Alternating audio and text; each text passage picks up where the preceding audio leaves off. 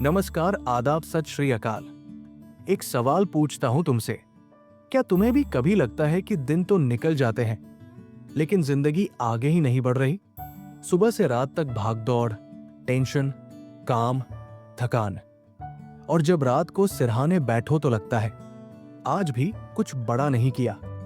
सच बोलूं दोस्त, ये हालत सिर्फ तुम्हारी नहीं है। हम सब इसी जाल में फंसे हैं, लेकिन फर्क सिर्फ इतना है कि कुछ लोग इसी रूटीन में फंसे रह जाते हैं और कुछ लोग छोटी छोटी डेली आदतों से अपनी जिंदगी का पूरा खेल बदल देते हैं। अब सोचो, अगर तुम्हें ऐसे आसान, सिंपल और मजेदार रूटीन्स मिल जाएं, जो ना सिर्फ तुम्हारा दिमाग फ्रेश रखें, बॉडी फिट करें, रिलेशनशिप्स स्ट्रॉन्ग करें, बल्कि पैसे भी बचाएं और बढ़ाएं, तो कैसा लगेगा? यही जादू है इस किताब रिच रूटीन्स का। इस वीडियो में मैं तुम्हें बताने वाला हूं वो 5 रूटीन्स जो तुम्हारे हर दिन को नया रंग देंगे और धीरे धीरे तुम्हारी जिंदगी को उस लेवल तक ले जाएंगे जहां तुम हमेशा पहुंचना चाहते थे। तो अगर तुम थक गए हो वही पुराना दिन बार बार जीकर और सच में चाहते हो कि तुम्हारी जिंदगी में एनर्जी, खुशी और ग्रोथ वापस आए, तो ये वीडियो आखिर तक देखना, क्योंकि हो सकता है यही वो मोड़ हो जहां से तुम्हारी असली जिंदगी शुरू होने वाली है। इस बुक का पहला सबक है शुक्रिया वाला अंदाज। जिंदगी में सबसे बड़ा फर्क तब आता है जब हम छोटी छोटी चीजों के लिए शुक्रिया बोलना सीख जाते हैं। देख भाई, अक्सर हम सिर्फ उन चीजों पर ध्यान देते हैं जो हमारे पास नहीं। अच्छी नौकरी नहीं मिली, उतने पैसे नहीं बने, या कोई सपना पूरा नहीं हुआ। लेकिन जब हम ऐसे सोचते हैं तो अंदर ही अंदर फ्रस्ट्रेशन बढ़ता है और खुशी धीरे धीरे गायब हो जाती है। अब जरा उल्टा सोच के देख। हर रोज सुबह उठकर अगर तुम ये नोटिस करो कि तुम्हें सांस लेने की आजादी है, छत है, खाना है, अपने लोग हैं, तो ऑटोमेटिकली तुम्हारे अंदर एक पॉजिटिव एनर्जी पैदा होगी। यही एनर्जी तुम्हें पूरे दिन कैरी करेगी। शुक्रिया बोलना सिर्फ थैंक यू कहने भर की आदत नहीं है, ये तुम्हारा माइंडसेट बदलने का तरीका है। जब तुम हर छोटी चीज के लिए थैंकफुल रहते हो तो तुम्हारा ध्यान प्रॉब्लम से हटकर सॉल्यूशंस पर जाता है। गुस्सा, जेलसी और कंपैरिजन कम हो जाते हैं और तुम अपनी लाइफ में जेन्युइनली खुश रह पाते हो। मान ले कि आज तुम्हारा दिन बहुत खराब गया, फिर भी अगर रात को सोने से पहले तुम सिर्फ 3 चीजें लिख लो जिनके लिए तुम थैंकफुल हो, जैसे किसी दोस्त की मदद, एक अच्छा खाना या बस एक पीसफुल वॉक, तो तुम्हारे दिमाग को लगेगा कि दिन इतना भी बुरा नहीं था। ये छोटी सी आदत धीरे धीरे तुम्हें अंदर से मजबूत, खुश और मोटिवेटेड बना देती है। सीधी बात यह है दोस्त, शुक्रिया वाला अंदाज वो चाबी है जो नेगेटिव सोच के दरवाजे को बंद करके पॉजिटिव एनर्जी के दरवाजे खोल देता है। और जब दिमाग पॉजिटिव होता है तो लाइफ की बाकी हर चीज, काम, रिश्ते, पैसे सब आसान लगने लगते हैं। चलो एक रियल लाइफ एग्जाम्पल से समझते हैं। रतन टाटा को कौन नहीं जानता? इंडिया के सबसे रिस्पेक्टेड और सक्सेसफुल बिजनेसमैन में से एक। लेकिन भाई, उनकी जिंदगी हमेशा आसान नहीं रही। जब उन्होंने टाटा नैनो कार लॉन्च की तो उनका सपना था कि हर मिडिल क्लास फैमिली भी कार खरीद सके।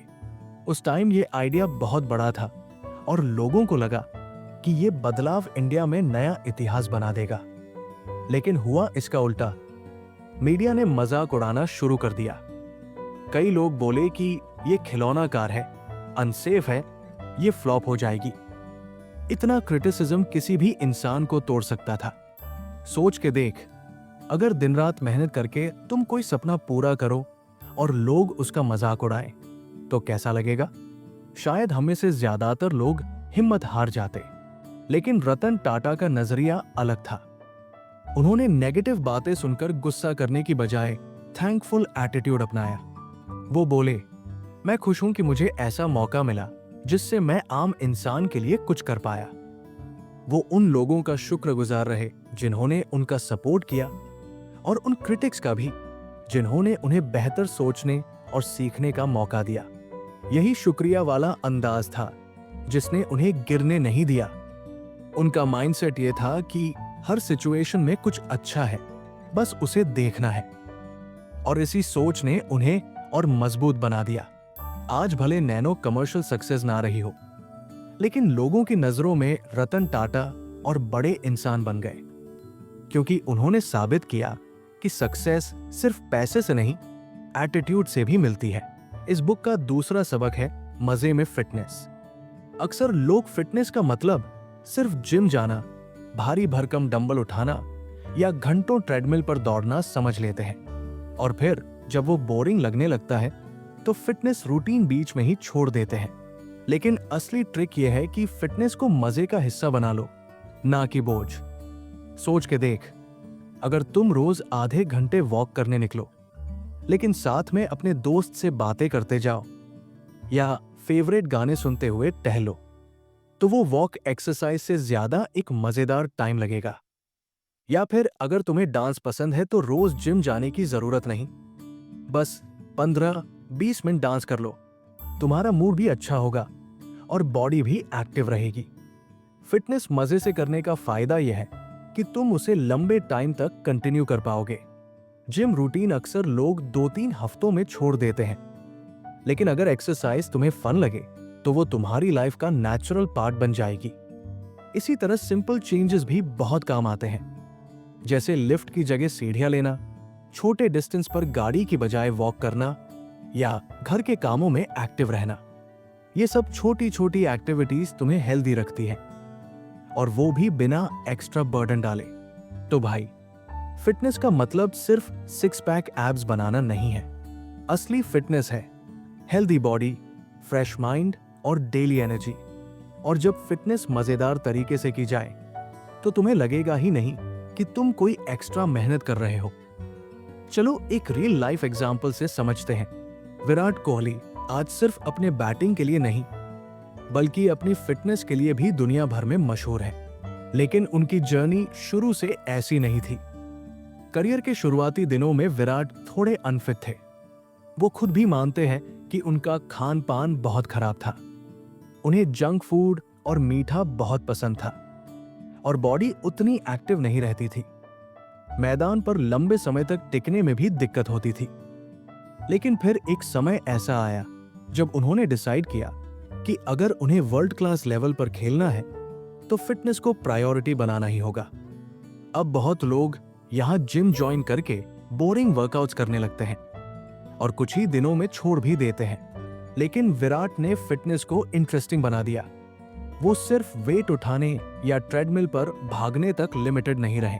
उन्होंने फिटनेस में वही एक्टिविटीज डाली जो उन्हें मजेदार लगती थी, जैसे फुटबॉल खेलना, आउटडोर रनिंग, एजिलिटी ड्रिल्स जो थोड़ा गेम जैसे लगते हैं, और हाई इंटेंसिटी वर्कआउट्स जिन्हें वो चैलेंज मानकर एंजॉय करते हैं।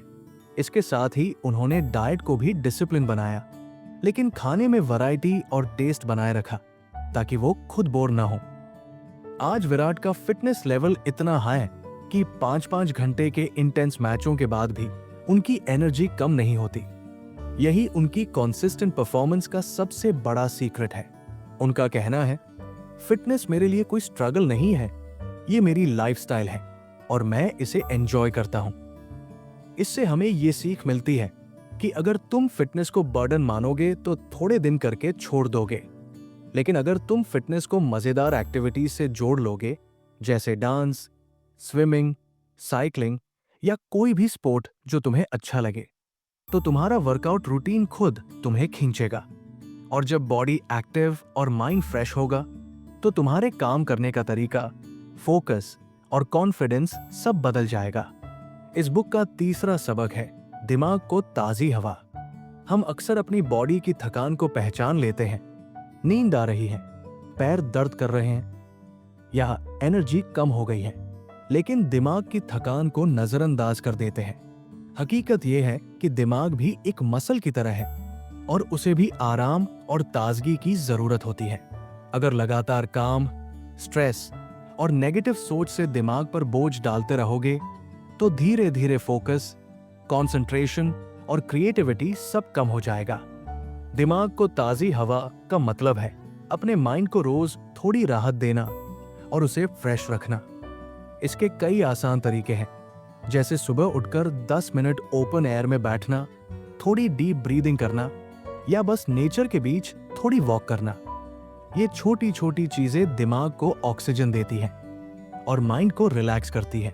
इसके अलावा माइंड को ताजा रखने का एक और तरीका है कुछ नया सीखते रहना। चाहे किताब पढ़ना हो, कोई नया स्किल सीखना हो या किसी इंस्पायरिंग व्यक्ति की कहानी सुनना हो, ये सब एक्टिविटीज दिमाग को फ्रेश और एक्टिव बनाए रखते हैं। जब दिमाग को नई जानकारी या नया एक्सपीरियंस मिलता है तो उसमें एक्साइटमेंट आती है और वो डल महसूस नहीं करता। सबसे जरूरी बात यह है कि जब तुम दिमाग को ताजगी दोगे तो स्ट्रेस हैंडल करना आसान लगेगा, काम में ज्यादा मजा आएगा और डिसीजन मेकिंग भी क्लियर होगी। मतलब दिमाग जितना फ्रेश होगा, तुम्हारी लाइफ उतनी स्मूथ और प्रोडक्टिव लगेगी। चलो एक रियल लाइफ एग्जाम्पल से समझते हैं। स्टीव जॉब्स, एप्पल के को-फाउंडर, अपनी क्रिएटिविटी और यूनिक आइडियाज के लिए दुनिया भर में फेमस थे।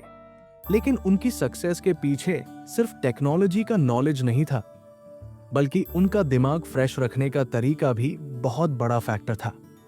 जॉब्स की आदत थी कि जब भी वो किसी मुश्किल प्रॉब्लम में फंसते या कोई बड़ा डिसीजन लेना होता तो वो अपने ऑफिस की चारदीवारी में बैठकर सिर नहीं पकड़ते थे। इसके बजाय वो बाहर नेचर में लंबी वॉक पर निकल जाते। उन्हें लगता था कि ओपन एयर में चलने से दिमाग हल्का हो जाता है और सोचने की कैपेसिटी बढ़ जाती है। कई लोग ये नहीं जानते कि एप्पल के सबसे बड़े प्रोजेक्ट्स जैसे आईपॉड, आईफोन और मैकबुक के शुरुआती आइडियाज जॉब्स को इन्हीं वॉक्स के दौरान आए। उन्होंने खुद कई बार कहा कि वॉकिंग मीटिंग्स, मतलब चलते चलते डिस्कशंस करना, उनके लिए सबसे प्रोडक्टिव रहते थे। वहां स्ट्रेस कम होता था, दिमाग ओपन होता था और नए आइडियाज खुद ब खुद आने लगते थे। ये एग्जाम्पल हमें यही सिखाता है कि दिमाग को रोज रोज के प्रेशर और स्ट्रेस से ब्रेक चाहिए। अगर तुम लगातार काम में ही लगे रहोगे तो माइंड ब्लॉक हो जाएगा। लेकिन जैसे ही उसे थोड़ी ताजी हवा, नेचर और आराम मिलता है तो क्रिएटिविटी दुगुनी हो जाती है। यही कारण है कि स्टीव जॉब्स हमेशा कहते थे, कुछ सबसे बेहतरीन आइडियाज मुझे नेचर में चलते हुए मिले। तो भाई, अगर इतना सक्सेसफुल इंसान भी दिमाग को फ्रेश रखने के लिए नेचर और वॉक्स का सहारा लेता था, तो हम और तुम क्यों नहीं? इस बुक का चौथा सबक है, जिंदगी में पैसे, काम और नाम सब कुछ अच्छा हो सकता है, लेकिन अगर अपने रिश्ते स्ट्रांग नहीं है तो अंदर से एक खालीपन हमेशा रहेगा। असली खुशी तभी मिलती है जब तुम्हारे पास ऐसे लोग हो जिनसे तुम दिल खोलकर बात कर सको, जिनके साथ बैठकर हंस सको और मुश्किल वक्त में सहारा ले सको। रिश्तों में असली बातें का मतलब है कि सिर्फ फॉर्मल या ऊपर ऊपर की बातें मत करो। व्हाट्सएप पर सिर्फ हाय, हेलो करने से या साल में एक बार बर्थडे विश करने से रिश्ता स्ट्रांग नहीं बनता। स्ट्रांग रिश्ते तब बनते हैं जब तुम सच में किसी की बात सुनो, उनके फीलिंग्स समझो और अपनी फीलिंग्स भी शेयर करो। जैसे मान लो तुम रोज बिजी रहते हो, लेकिन अगर हफ्ते में एक बार फैमिली के साथ बैठकर डिनर करो और पूछो आज तुम्हारा दिन कैसा रहा, तो वो छोटा सा मोमेंट भी रिश्तों को बहुत स्ट्रांग बना देता है। इसी तरह दोस्तों से सिर्फ काम के वक्त याद मत करो, कभी बेवजह कॉल करके बस उनकी हालचाल पूछो। ये छोटी छोटी बातें दिलों में जगह बना देती है। रिश्तों में ऑनेस्टी और केयर सबसे जरूरी है। अगर तुम सामने वाले को सिर्फ दिखावा करके इंप्रेस करना चाहते हो तो रिश्ता ऊपर ऊपर ही रहेगा। लेकिन जब तुम सच्चे मन से सपोर्ट करते हो, उनकी बातों को सुनते हो और मुश्किल समय में साथ खड़े रहते हो, तभी रिश्ता गहराई पकड़ता है। असली रिश्ते वही होते हैं जहां तुम बिना मास्क लगाए अपनी असली पर्सनैलिटी के साथ रह सको। ऐसे रिश्ते ना सिर्फ तुम्हें इमोशनल स्ट्रेंथ देते हैं, बल्कि तुम्हारी लाइफ की जर्नी को भी मीनिंगफुल बना देते हैं। चलो एक रियल लाइफ एग्जाम्पल से समझते हैं। एलोन मस्क जितने बड़े बिजनेसमैन और इनोवेटर हैं, उतने ही इमोशनली इंसान भी हैं। उनकी companies Tesla, SpaceX, Neuralink, Starlink, ये सब चलाना कोई छोटा काम नहीं। उनका स्केड्यूल इतना टाइट होता है कि शायद ही किसी और इंसान का हो। लेकिन इसके बावजूद एलोन मानते हैं कि जिंदगी में रिश्तों का असली कनेक्शन ही सबसे बड़ा सहारा है। एलोन ने कई इंटरव्यूज में ओपनली कहा है कि जब उनके पर्सनल रिलेशनशिप स्ट्रांग नहीं रहते तो उनका काम भी प्रभावित होता है। उन्होंने एक बार बोला था, मुझे अकेलापन बहुत डराता है। अगर आपके पास कोई नहीं है जिसके साथ आप अपनी सक्सेस या फेलियर शेयर कर पाओ तो उस सक्सेस का मजा अधूरा लगता है। इसी वजह से चाहे वो कितने भी बिजी हो, वो अपने बच्चों और फैमिली को टाइम देने की कोशिश करते हैं। मस्क ने बताया था कि वो अक्सर अपने बच्चों को फैक्ट्री या ऑफिस में साथ ले जाते हैं। ऐसा करने से वो काम भी कर पाते और बच्चों के साथ मोमेंट्स भी बना लेते। ये कोई फॉर्मल बातें या दिखावा नहीं था, बल्कि दिल से रिश्तों को निभाने का तरीका था। एलोन मस्क के दोस्त भी बताते हैं कि वो बिजनेस मीटिंग्स से बाहर एकदम सिंपल इंसान है। दोस्तों के साथ बैठकर मजाक करना, इमोशनल बातें शेयर करना, ये सब उनके लिए उतना ही जरूरी है जितना स्पेसशिप लॉन्च करना। यही असलियत उनके रिश्तों को मजबूत बनाती है। इससे हमें सीधी सीख मिलती है, चाहे आप कितने भी बिजी क्यों न हो, रिश्तों को सिर्फ ऊपर ऊपर मत निभाओ। सच्चा समय दो, दिल से बातें करो, अपनी फीलिंग्स शेयर करो और दूसरों की सुनो। रिश्तों की ये गहराई ही तुम्हें अकेलेपन से बचाती है और लाइफ की दौड़ में इमोशनली मजबूत बनाती है। इस बुक का 5वां सबक है, जिंदगी में मेहनत करके पैसा कमाना जितना जरूरी है, उतना ही जरूरी है उस पैसे को सही तरीके से इस्तेमाल करना। अक्सर लोग पैसा आते ही फालतू चीजों पर खर्च कर देते हैं। महंगे गैजेट्स, शो ऑफ वाली चीजें या ऐसी लग्जरीज जिनकी असल में जरूरत नहीं होती। उस वक्त तो अच्छा लगता है, लेकिन धीरे धीरे सेविंग्स कम होती जाती है और फ्यूचर के लिए इनसिक्योरिटी बढ़ती जाती है। पैसे की सही चाल का मतलब है स्मार्ट डिसीजंस लेना। मतलब हर खर्च से पहले खुद से पूछना, क्या ये चीज मेरी लाइफ को बेहतर बनाएगी या सिर्फ एक पल का मजा देगी? अगर जवाब सिर्फ टेम्पररी खुशी है तो उस खर्च को अवॉइड करना ही बेहतर है। पैसा सिर्फ खर्च करने के लिए नहीं है, उसे ग्रो करने के लिए भी यूज करना चाहिए। जैसे थोड़ी थोड़ी सेविंग करके इन्वेस्टमेंट्स में डालना, इमरजेंसी फंड रखना और फ्यूचर गोल्स जैसे घर, बच्चों की एजुकेशन या रिटायरमेंट के लिए पैसे अलग करना। जब पैसा सही जगह इन्वेस्ट होता है तो वो धीरे धीरे बढ़कर तुम्हें फाइनेंशियल फ्रीडम देता है। पैसे की सही चाल का दूसरा पहलू है कंट्रोल रखना। मतलब दूसरों को इंप्रेस करने के चक्कर में पैसे मत उड़ाओ। असली सेटिस्फैक्शन तब आता है जब तुम्हारे पास इमरजेंसी के लिए पैसा हो और फ्यूचर सिक्योर हो। जब दिमाग से फाइनेंशियल टेंशन हट जाता है तब बाकी चीजों पर ध्यान देना आसान हो जाता है। करियर, हेल्थ, रिश्ते सब ऑटोमेटिकली बेहतर हो जाते हैं।